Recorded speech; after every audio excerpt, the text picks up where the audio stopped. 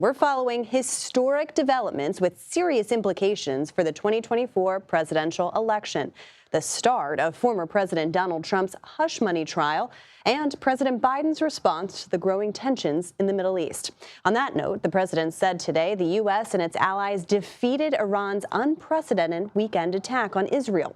The Israel Defense Forces say nearly all of the more than 300 missiles and drones fired at the country were intercepted. Meanwhile, in Lower Manhattan today, the process of seating a 12-person jury in Donald Trump's hush money case began. This is the first criminal trial of a former president in U.S. history. Trump has pleaded not guilty to 34 counts of falsifying business records tied to payments to adult film star Stormy Daniels. Robert Costa and Weijia Jiang are all following these developments, but we will begin with Robert, who joins us now from outside that courthouse in New York City, where the court has just adjourned for today. Bob, good to see you. So the former president spoke at the courthouse earlier today. Let's take a listen to what he had to say. That I'm not in Georgia or Florida or North Carolina campaigning like I should be. It's perfect for the radical left Democrats. That's exactly what they want. This is about election interference. That's all it's about. So, Bob, that was Trump after everything ended today. And I know you've been reporting throughout this process about how the former president uses his appearances in court to try to get his message out to voters.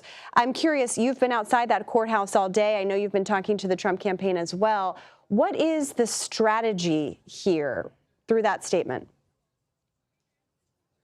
Good to be with you, Caitlin. So the takeaway here from the end of day one of former President Trump's criminal trial is that he's trying as hard as he can to combat the judge here in terms of motions, Judge Juan Merchan. But Merchan keeps pushing back against Trump and his legal team. Just a few minutes ago, the judge said Trump's not going to be able to attend the Supreme Court hearing on immunity in late April. And he is moving quickly to try to get through this jury selection process. But it's evident by this jury selection process that happened today that it might take some time to get a jury pool that's sufficient and accepted by both the prosecution and the defense team. Many jurors, potential jurors, dismissed today because they were not able to be seen as impartial when it comes to former President Donald Trump. So this is the beginning of a process.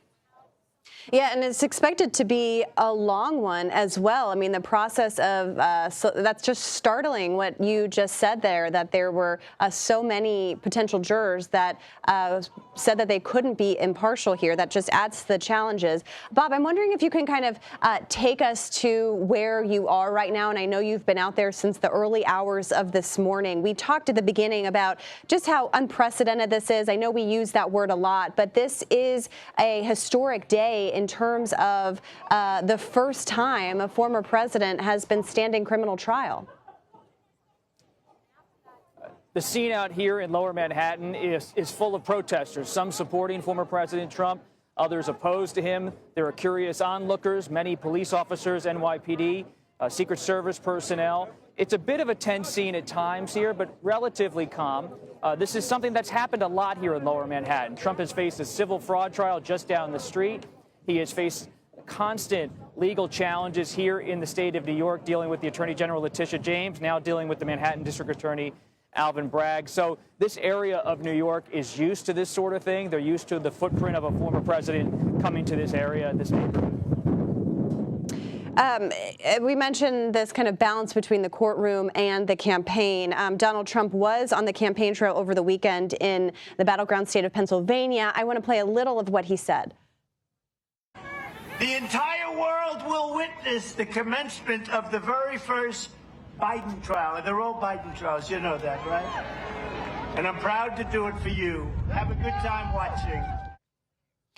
So you have that statement, then you also have Trump advisor Jason Miller posting this on social media, and it's essentially a screenshot of all of the coverage that this trial beginning today is getting here. And I'm curious if the Trump campaign thinks that this benefits his campaign, or if there is some underlying concern here and the idea that the former president will have to spend weeks in Manhattan.